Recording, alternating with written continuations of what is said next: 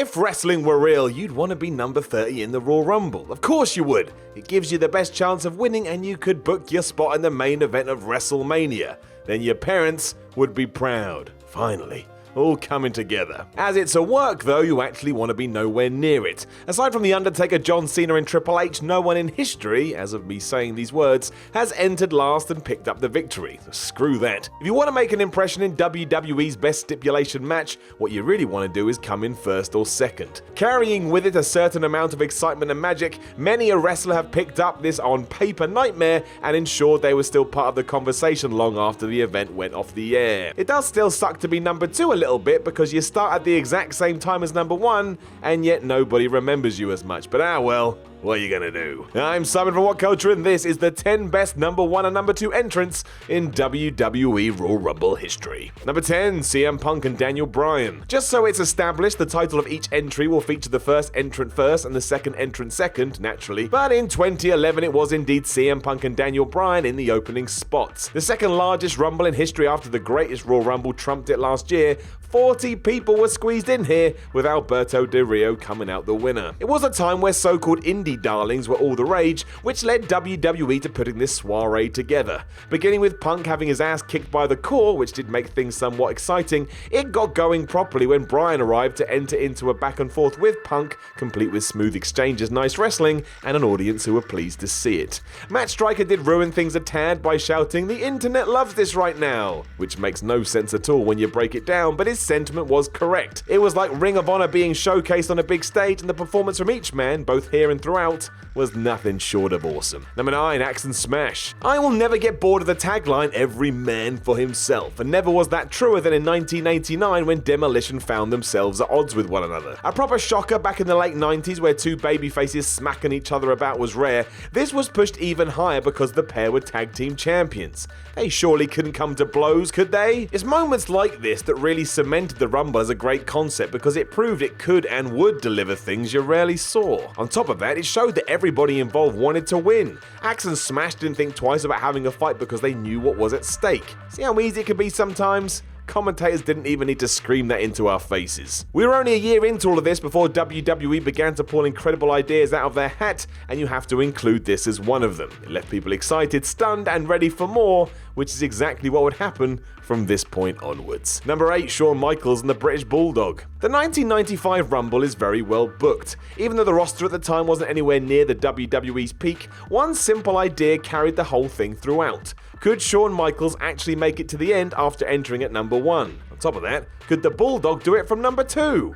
Don't mention that anymore now, do we? It was HBK's night, however, throwing himself around like there was no tomorrow and making Davey Boy Smith look like a true powerhouse in the process. It tied into the story too. How on earth could Michaels overcome the odds when he had that staring down at him? It's the finish that we all remember so lovingly, mind. Both men did manage to scrape through to the end with Bulldog thinking he'd won after hurling Shawn over the top rope. Michaels holding on and skinning the cat was one thing, but playing off the whole both feet must touch the Raw rule was even better. Only one of Michaels' ever did, meaning he was well within his rights to smash Bulldog from behind as he was celebrating on the ropes. 1995 may have not been the best for WWE, but this was and is still damn good. All because of who came in at number 1 and who came in at number 2. Number 7, Triple H and Rey Mysterio. The 2006 Rumble had eyebrows raised everywhere straight away because Triple H came out to kick it off. No one thought that was going to happen, and the first reaction was that it was down to the game wanting to repeat the feat we just talked about. If Shawn had done it from number 1, Hunter wanted to do it too. The fact that Rey Mysterio was number 2 seemed inconsequential at the time, even if the whole Eddie Guerrero fallout was still very much in its pomp. Any worries or apprehensions vanished pretty quickly though, as both men went nuts on each other. There was a sense of urgency that one or the other had to be eliminated sooner rather than later, and it felt like the Rumble exploded into life within seconds. The real tension came in how close Mysterio kept coming to being pushed to the floor, and we had plenty of narrative to instantly enjoy. This was pushed even higher in the aftermath because Rey did go on to win the whole thing. His WrestleMania 22 outing on the other side has been well documented, but here everything just went swimmingly. Didn't hurt that Triple H was the penultimate elimination either, just tied into everything that had happened an hour or so beforehand.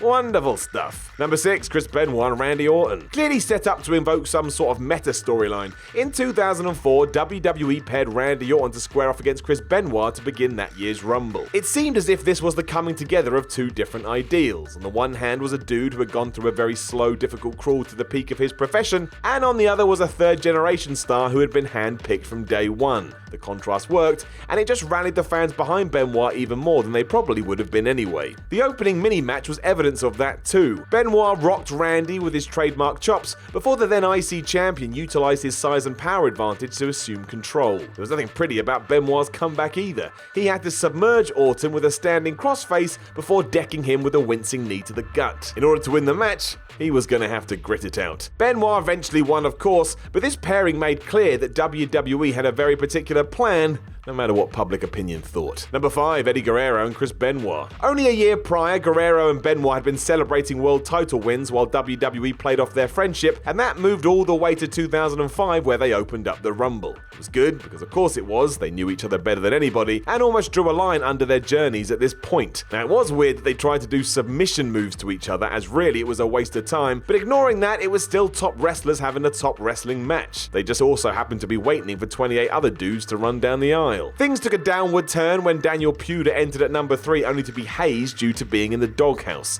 Guerrero himself even winced as Benoit chopped the Tough Enough winner because it was absolutely ridiculous. Any enjoyment you got out of numbers 1 and 2 quickly vanished away as you watched a real beatdown in front of your eyes. Wrestling, eh? Number 4, Cactus Jack and Chainsaw Charlie. Pretty simple this one, but in 1998 most people did just want to see Cactus Jack and Chainsaw Charlie beat each other up to start a Rumble. Stood to reason. It's hard to watch now as they crack each other with chair shots right in the head for 2 minutes, but this was the way in the late 90s and worryingly, yes, what everybody wanted to see. We shall file it under gruesome but fun if you were there. It's a very specific category. The real baffling nature is that it's mixed with Terry Funk standing there with a pair of tights over his head, but still, no one sells as well as he did. Seeing his knees fold and the eventual stagger as he tries to keep his senses intact made it look like he was actually about to collapse in a heap.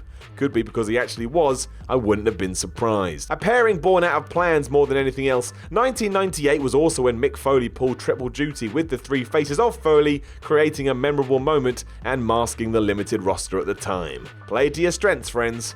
Play to your strengths. Number 3, Ric Flair and Bob Backlund. 1 year after Ric Flair had done the unthinkable, the 1993 Royal Rumble had a story before we even started. Could the Nature Boy outdo his Iron Man feat, or had he just been screwed? To make it more fun, WWE sent out 1980 superstar Bob Backlund to create a weird juxtaposition, as if it was two old school greats finally butting heads. Both guys wore the exact same ring gear, which made this stranger still, and after Flair had refused to shake Bob's hand, sanity went out the window. Rick was strutting around, Backlund was pacing back and forth like only he can. I'd love to know what someone thought if they'd never seen wrestling before this. It all worked though, as two proper workers stalled for 2 minutes with the crowd in the palm of their hand, knowing they had a marathon stint ahead of them. And let's face it, what was more fun? This by a mile. I didn't need to see Flair and Backlund throw hands or tie each other up in knots. What I did need was wild facial expressions and erratic movements. Flair was out of there within 20 minutes, whereas Bob would go the full hour, and to think it all started like two wild animals in a cage. Number 2, Shawn Michaels and Chris Jericho. When Shawn Michaels returned to the WWE in 2002, it caused a wave of fantasy booking like never before. What he was going to do was on the edge of everyone's tongue, and you couldn't go 2 feet without someone bringing up another WrestleMania idea. Since this went down, Chris Jericho's name continued to appear, especially as the inspiration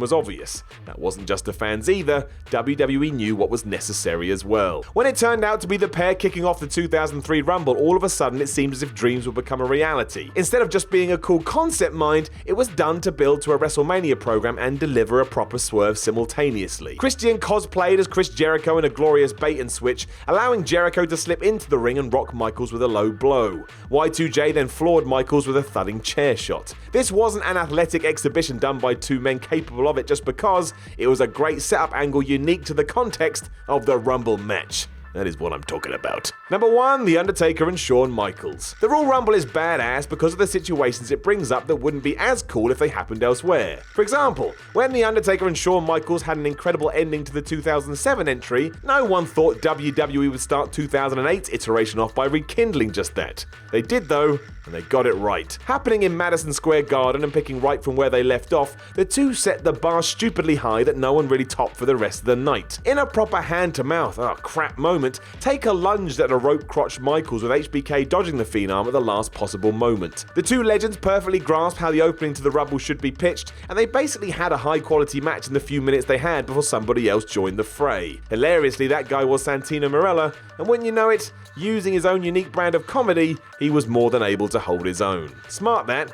Anyone else may have been boned before their music even hit. Know of any other number 1 and number 2 entrants that deserve praise in Royal Rumble history? Let us know in the comments below, and don't forget to like, share, and subscribe. Then head over to whatculture.com and read yourself some articles, and follow What Culture on Twitter at WhatCultureWWE.